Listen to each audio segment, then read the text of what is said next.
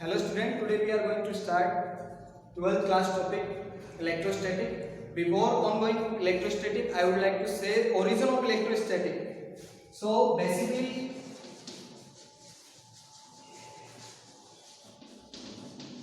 electromagnetism is the origin and this is a branch of physics where we study about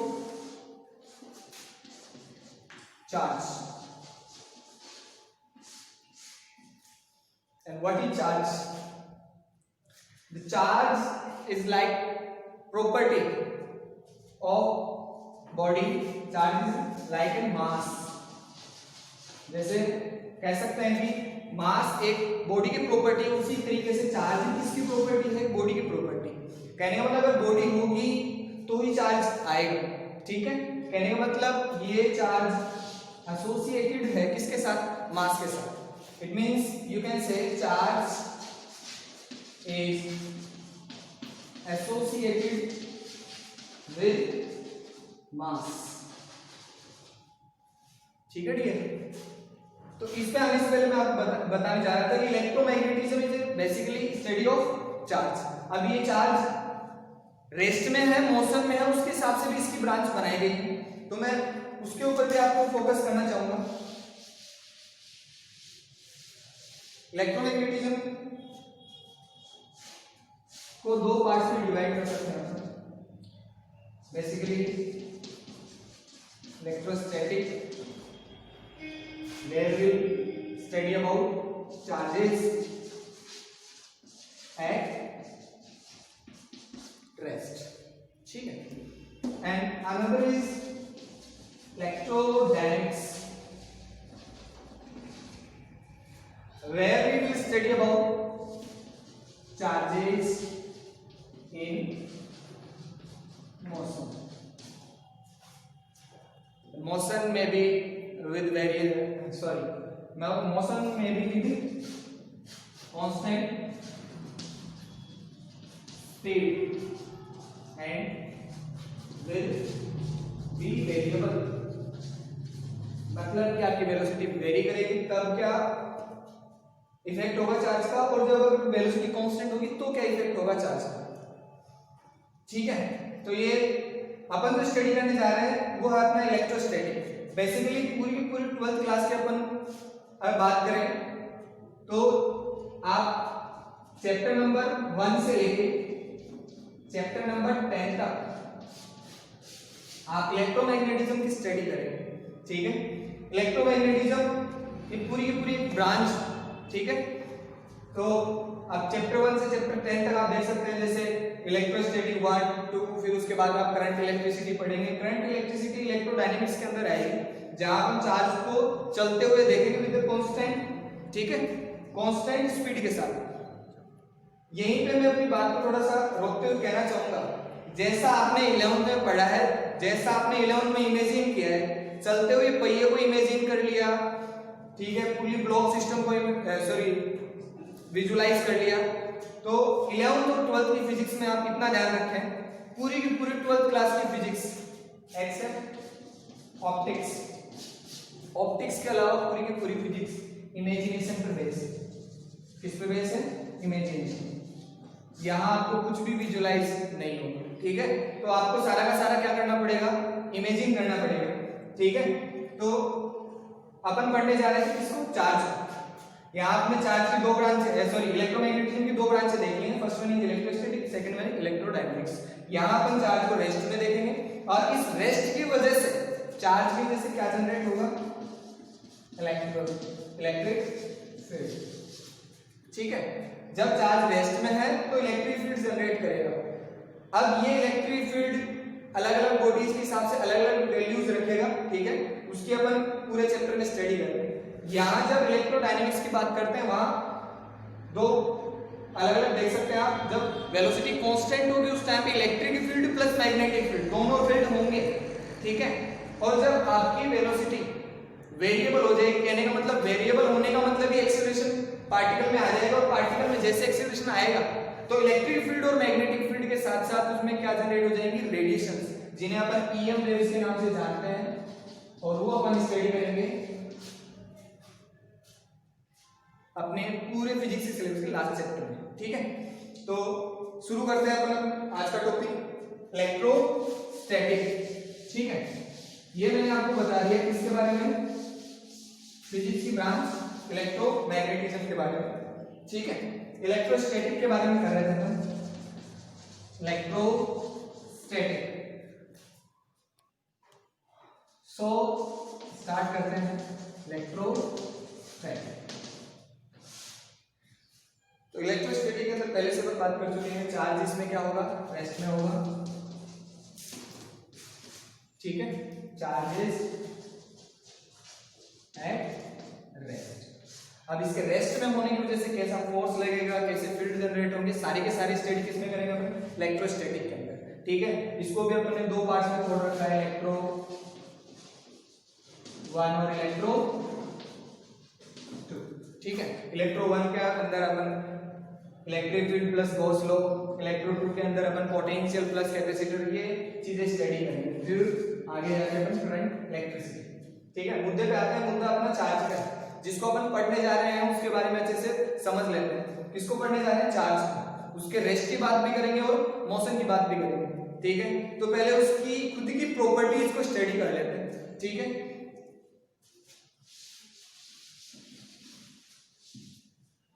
थोड़ा बहुत सुन रखा होगा आपने चार्ज के बारे में, फिर भी मैं बता देता हूं आपको। चार्जेस के टाइप्स, 2 टाइप्स ऑफ चार्जेस।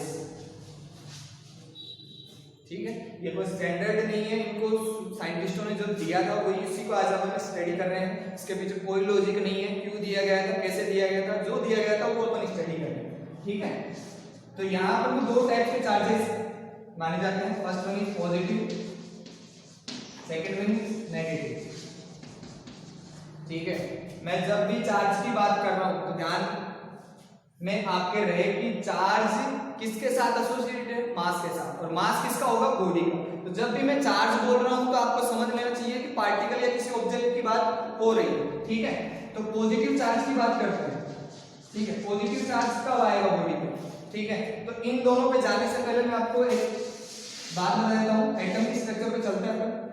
इसके बारे में आप 9-10 क्लास में पढ़ चुके हैं, जहां न्यूक्लियस पार्ट में आपके प्रोटॉन न्यूट्रॉन रहते हैं और आउटर मोस्ट ऑर्बिट में आपके एक्स्ट्रा न्यूक्लियर पार्ट में आपके इलेक्ट्रॉन रिवॉल्व होते हैं। ठीक है, तो अगर अपन बात करें पूरी बॉडी की, तो जब भी बॉडी कोई चार्ज होगी, still this body is neutral. कैसी बॉडी है, न्यूट्रल बॉडी। ठीक है, इसको अपन बॉडी कंसीडर कर लेते हैं।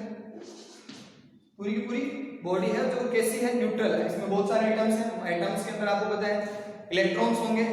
ये बात भी आपको पता होनी चाहिए, एटम्स के अंदर फ्री होने के लिए कौन है, सिर्फ इलेक्ट्रॉन्स। ठीक है ना, क्योंकि प्रोटॉन न्यूट्रॉन पे क्या लग रहा है, न्यूक्लियर फोर्स, जिनकी वजह से वो बाउंड है, वो फ्री नहीं हो पाएंगे।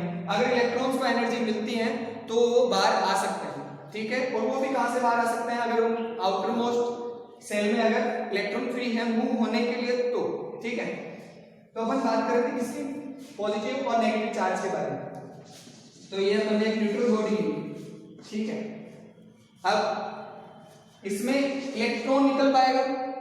ठीक है, इलेक्ट्रॉन निकल पाएगा तो आपको इलेक्ट्रॉन के बारे में 2-3 बातें पता होंगी कि इलेक्ट्रॉन का खुद का चार्ज कितना है, 1.6 × 10⁻19 कूलम। ऐसा यूनिट है चार्ज की। ठीक है, इलेक्ट्रॉन का इसका खुद का ये चार्ज, और इतना ही चार्ज किसके ऊपर होगा, प्रोटॉन के ऊपर 1.6 × 10⁻19 कूलम। ठीक है, साथ ही इनके मास की बात करें तो mass of electron 9.1 × 10⁻31 kg। Mass of electron की बात कर रहे थे अपन, 9.1 × 10⁻31 kg। दिखने में आपको बहुत बड़ा लग रहा है क्योंकि साथ में ऐसा यूनिट लगी हुई है kg, पर ध्यान से देखें -31 10⁻31 बहुत ज्यादा नहीं है, नेग्लिजिबल लिया जाता है इसको, फिर भी कंसीडर करेंगे अपन यहाँ पे। कहने का मतलब जब भी इलेक्ट्रॉन आएगा बॉडी पे या फिर इलेक्ट्रॉन निकलेगा बॉडी से तो वो मास पे इफेक्ट करेगा। ओरिजिनल बॉडी का जो मास सपोज कैपिटल M, ठीक है, और अगर बॉडी से इलेक्ट्रॉन निकलने के बाद में इसका मास हो गया m, तो ये अगर हम कह सकते हैं कि जो बाद का होगा बाहर का मास जो होगा वो कम होगा बजाय ओरिजिनल बॉडी। ठीक है, तो ये अपने बात कर ली किसके बारे में, पॉजिटिव नेगेटिव चार्ज के बारे में बात करते हैं। सॉरी, तो जब भी बॉडी से चार्ज इलेक्ट्रॉन निकलेगा तो निकलने में बॉडी कैसी चार्ज होगी, पॉजिटिवली चार्ज, कहने का मतलब चार्ज कैसा, पॉजिटिव चार्ज उस बॉडी के ऊपर आ जाएगा। और जब बॉडी के ऊपर, खुद के ऊपर क्या आएगा, इलेक्ट्रॉन आएगा। जब बॉडी में इलेक्ट्रॉन एंटर करेगा, ठीक है, एटम में एंटर करेगा, तो कैसी बॉडी होगी, नेगेटिवली चार्ज बॉडी। ठीक है, तो कहने का मतलब जब लॉस ऑफ इलेक्ट्रॉन हो तो पॉजिटिवली चार्ज होगा, तो जब गेन ऑफ इलेक्ट्रॉन हो तो बॉडी कैसी चार्ज हो जाएगी, ठीक है, नेगेटिवली चार्ज हो जाएगी। बात करते हैं प्रॉपर्टीज ऑफ चार्जेस। आप इस वीडियो को पॉज करके पूरा राइट डाउन कर सकते हैं, ठीक है, क्योंकि अपन जो पूरे 10 चैप्टर पढ़ने वाले हैं उसका बेस ये है। अगर ये नहीं समझ में आया आगे कुछ नहीं समझ में आएगा, क्योंकि मैंने आपको पहले बता दिया है इलेक्ट्रोमैग्नेटिज्म पूरी की पूरी स्टडी है चार्ज के बारे में। अगर आपने चार्ज को अच्छे से नहीं पढ़ा तो आगे कुछ भी समझ में नहीं आएगा। साथ में ध्यान में रखिए पूरी की पूरी इलेक्ट्रोमैग्नेटिज्म इमेजिनेशन पे बेस है, ठीक है। और जो अपन प्रॉपर्टीज के बारे में स्टडी करने जा रहे हैं उन प्रॉपर्टीज को देखने का कुछ प्रॉपर्टीज से आप वेल नोन है। सो प्रॉपर्टीज ऑफ चार्ज, ठीक है। फर्स्ट वन हम बात करते हैं, अपन ने अभी जस्ट स्टडी किया चार्जेस दो तरीके के होते हैं, पॉजिटिव और नेगेटिव। तो बात कर लेते हैं अगर दोनों सेम नेचर के हुए, पॉजिटिव पॉजिटिव नेगेटिव नेगेटिव, ठीक है, दोनों पॉजिटिव दोनों नेगेटिव, तो उनमें क्या होगा, रिपल्सन, ठीक है। और दोनों बॉडीज पे अपोजिट काइंड ऑफ चार्ज हुए तो क्या होगा, अट्रैक्शन। तो यहां से अपन एक बात कह सकते हैं, unlike charges attract, like charges repel, ठीक है। तो आप लिख सकते हो उसको, लाइक चार्जेस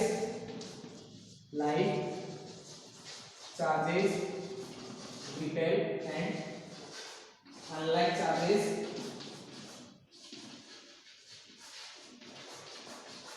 अट्रैक्ट, ठीक है। तो आपको आप इसको नंबर 1 पे डाल के लिख सकते हैं, फर्स्ट प्रॉपर्टी है, ठीक है। तो सेकंड प्रॉपर्टी देखते हैं, ध्यान रखें साथ में आप वीडियो को पॉज करके लिखते रहे, ठीक है। साथ में थोड़ा अगर वीडियो क्वालिटी ठीक नहीं है तो आप ईयरफोन का यूज करें, ठीक है। सेकंड प्रॉपर्टी पे आते हैं। सेकंड प्रॉपर्टी है charge is scalar quantity, scalar quantity. इसके ऊपर अपन ज्यादा चर्चा नहीं करेंगे, 11th में हम स्टडी कर सके स्केलर क्वांटिटी, वेक्टर क्वांटिटी। ये स्केलर क्वांटिटी में जो भी होगा उसको कैसे ऐड किया जाता है, अलजेब्रिकली ऐड किया जाता है। वेक्टर क्वांटिटी जो होगी उनको वेक्टोरियली ऐड किया जाता है, ठीक है ना। तो यहाँ आपको जो भी अगर कभी भी अगर किसी सिस्टम में चार्ज दे रखा हो +2 माइक्रोकूलम, +1 माइक्रोकूलम, -3 माइक्रोकूलम, ठीक है। तो विद साइन आप डायरेक्ट ऐड कर लेना, आप इनको क्या करें, प्लस का 2 -3 माइक्रोकूलम +1 माइक्रोकूलम, ठीक है, विद साइन ऐड करें, ठीक है। तो कितना हुआ ये 0, ठीक है। तो आप इस चीज को ध्यान में रखें, जब भी आपको कभी चार्ज को ऐड करने के लिए कहा जाए, केवल चार्ज की बात कर रहा हूं क्योंकि चार्ज किसी क्वांटिटी है, स्केलर क्वांटिटी, तो क्या करोगे आप उनको डायरेक्ट ऐड कर लोगे विद साइन, जैसा दे रखा है उसका साइन हो, साइन के साथ, ठीक है। डायरेक्शन डजंट मैटर, ठीक है, क्यों, क्योंकि ये स्केलर क्वांटिटी है, इसमें एक्सिस लेने की कोई जरूरत नहीं है, ठीक है। अगली बात करते हैं अपन कंजर्वेशन ऑफ चार्जेस, ठीक है। कंजर्वेशन ऑफ चार्जेस पे जाने सॉरी उसको समझने के लिए हम एक एग्जांपल देते हैं कि अगर मान लो आपको एक बॉडी दे रखी है, सॉरी आइसोलेटेड सिस्टम है, आइसोलेटेड सिस्टम में आपको 3 चार्जेस रखे हैं, 3 माइक्रोकूलम +4 माइक्रोकूलम, ठीक है, और माइनस का 5 माइक्रोकूलम। ये पूरा का पूरा आइसोलेटेड सिस्टम। इसी सिस्टम को कुछ देर देखने के बाद हमें पता लगा कि एक बॉडी के ऊपर चार्ज हो गया +7, एक बॉडी के ऊपर हो गया +1 सॉरी -1, इस बॉडी पे आपको चार्ज निकालना है। तो अकॉर्डिंग टू प्रॉपर्टी आप जानते हैं कि अगर कोई सिस्टम आइसोलेटेड है, आइसोलेटेड का मतलब हुआ ना चार्ज बाहर से आ रहा है ना अंदर की बॉडी से बाहर चार्ज जा रहा है, तो जो चार्ज यहाँ पे था उतना ही चार्ज अपन को यहाँ पे मिलना चाहिए। तो ये 3 ये 4 7 -5 यहाँ टोटल चार्ज कितना था 2 माइक्रोकूलम, तो यहाँ भी चार्ज कितना होना चाहिए 2 माइक्रोकूलम। ऐड कर लीजिए आपके x की वैल्यू आ जाएगी +7 -1 +x, ठीक है कितना हुआ 6, इसको इधर लेके जाओगे कितना हुआ -4, तो आपके x की वैल्यू आ गई -4 माइक्रोकूलम, ठीक है। तो इस प्रॉपर्टी से आप समझ सकते हो कि जब भी कोई सिस्टम अपन को कैसा दे रखा होगा, आइसोलेटेड सिस्टम दे रखा होगा, तो उस सिस्टम पे कभी भी नेट चार्ज की वैल्यू नहीं बदलेगी। ध्यान रखना जो सिस्टम में चार्ज है वही रहेगा, ठीक है, ना कोई बाहर से चार्ज आ रहा है ना इस सिस्टम से कोई बाहर चार्ज जा रहा है, ठीक है। तो अगर आपसे ऐसे कोई वैल्यू फाइंड आउट करने के लिए कहा जाए तो आप कंजर्वेशन लॉ ऑफ चार्ज लगा सकते हैं, ठीक है। तो इसको आप राइट डाउन कर लें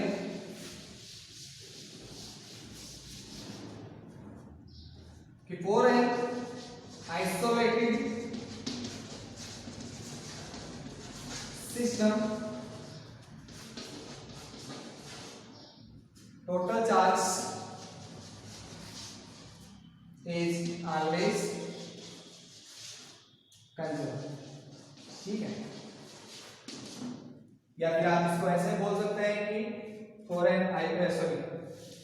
charge can neither be created nor be distributed for a system के लिए ना तो चार्ज को क्रिएट किया जा सकता है ना चार्ज को डिस्ट्रॉय किया जा सकता है, क्योंकि बॉडी की प्रॉपर्टी है। साथ में आपको पता होगा बॉडी की मास भी एक प्रॉपर्टी है, जिसमें अपन पहले पढ़ चुके हैं कि मास को ना क्रिएट किया जा सकता है ना डिस्ट्रॉय किया जा सकता है, ठीक है। तो अपन अगली प्रॉपर्टी पे चलते हैं।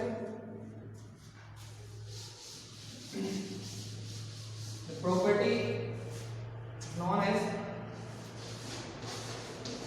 Quantization of charge. एग्जाम के पॉइंट ऑफ व्यू से इंपॉर्टेंट भी है, इसमें न्यूमेरिकल भी पूछे जा सकता है, ये पूरी प्रॉपर्टी भी पूछी जा सकती है। क्वांटाइजेशन ऑफ चार्ज, ठीक है। क्वांटाइजेशन ये वर्ड आपको बहुत जगह सुनने को मिलेगा, ठीक है। क्वांटाइजेशन कहने का मतलब चार्ज होगा कभी भी कंटिन्यूअस नहीं होगा। इसको समझने के लिए आप एक एग्जांपल ले सकते हो कि एक न्यूट्रल बॉडी है, बिल्कुल एक और बॉडी, इस बॉडी के ऊपर फिलहाल इसमें क्या इलेक्ट्रॉन जीरो है नहीं, ये बात ध्यान रखें, इसमें इलेक्ट्रॉन जीरो नहीं है। Neutral is doesn't mean that body has electron is equal to zero. इसका मतलब ये है जितने प्रोटॉन इसमें है उतने इलेक्ट्रॉन इसमें है, ठीक है। तो इलेक्ट्रिकली न्यूट्रल है बॉडी, कैसी है इलेक्ट्रिकली न्यूट्रल है। तो अगर इसमें से आपको इलेक्ट्रॉन रिमूव करना है, ठीक है, तो जब भी आप किसी बॉडी से या ऐसे बोल सकते हैं एक बॉडी से दूसरी बॉडी पे जब भी इलेक्ट्रॉन ट्रांसफर होगा तो आप मान सकते हो कि जब एक इलेक्ट्रॉन निकाल सकते हो, 2 इलेक्ट्रॉन निकाल सकते हो, 3 इलेक्ट्रॉन निकाल सकते हो। क्या इस बॉडी से आप इस बॉडी पे 1.5 इलेक्ट्रॉन ट्रांसफर कर सकते हैं?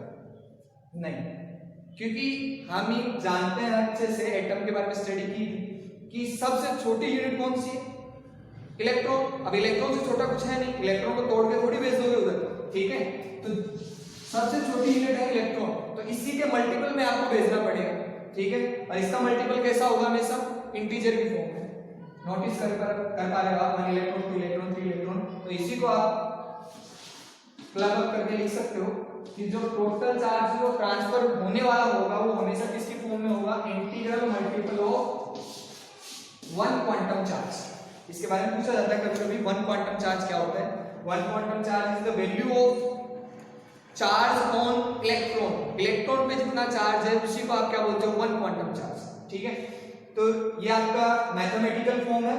यहां अगर आप लिखना चाहो तो लिख सकते हो कि whenever there is a transfer of charge from one body to another body, whenever there is transfer takes place, whenever there is transfer takes place of charge from one body to another body, it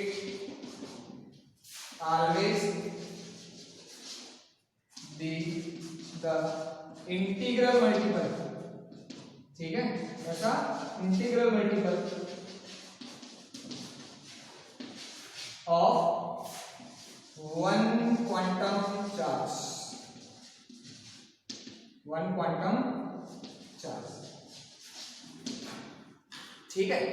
ये इसको आप लिख सकते हो, वो उसका mathematical form है। और यहाँ इंपॉर्टेंट बात, एन कैसा होगा, integer, it can't be fraction, ठीक है, इंटीजर के फॉर्म में उसको ध्यान में रखें, q is equal to plus minus n. हम अब अगले सेशन में इसके ऊपर न्यूमेरिकल्स की बातें करेंगे, ठीक है। तो अपन लास्ट प्रॉपर्टी के बारे में बात कर लेते हैं, ठीक है। Invariance of charge, invariance of charge साथ में लिखते रहे, ठीक है। लास्ट प्रॉपर्टी की बात करते हैं अपन, इनवेरियंस ऑफ चार्ज। जैसा कि अपन जानते हैं कि चार्ज किसके साथ एसोसिएटेड था, अपने वीडियो में पहले बता दिया था कि चार्ज किसके साथ एसोसिएटेड है, मास के साथ। और मास के बारे में आपने एक चीज पढ़ रखी होगी, m is equal to m not upon 1 minus v square upon c square. कहने का मतलब अगर बॉडी का मोशन हो रहा है और उसकी वेलोसिटी किसके इक्वल हो जाए, with the speed of light, तो उसका मास वेरी करना स्टार्ट कर देता है। अपन जानते हैं मास वेरी नहीं करता, मास चेंज नहीं होता, पर यहाँ अपन जानते हैं कि सॉरी, यहाँ आप देख सकते हो कि अगर उसकी स्पीड ऑफ लाइट के इक्वल होगी तो उसका मास वेरी करेगा। तो यहाँ चार्ज को किसके साथ एसोसिएट बताया है, मास के साथ। मास वेरी कर रहा है तो क्या चार्ज वेरी करना चाहिए, करना चाहिए, बट वेरी नहीं होता। Q rest is equal to Q। मान लो किसी बॉडी के ऊपर, रेस्ट में अगर बॉडी है उसके ऊपर 2 कूलम चार्ज है, अगर उसी को अगर 10 किलोमीटर पर आवर की रफ्तार से अगर आप उसको दौड़ा रहे हो और फिर उसके बाद उसके ऊपर नोटिस कर रहे हो चार्ज कितना हुआ, तो चार्ज की वैल्यू वही होगी जो उसके ऊपर रेस्ट में थी, ठीक है। तो ये आप लिख सकते हो, इसका मैथमेटिकल फॉर्म है। अगर आप उसको थ्योरेटिकल में लिखना चाहो तो लिख सकते हो, जितना sorry, if a body is in rest and charge has q, then if body is in motion with speed animal, then charge will be q, as you can say the q at rest will be equal to q in motion, ठीक है।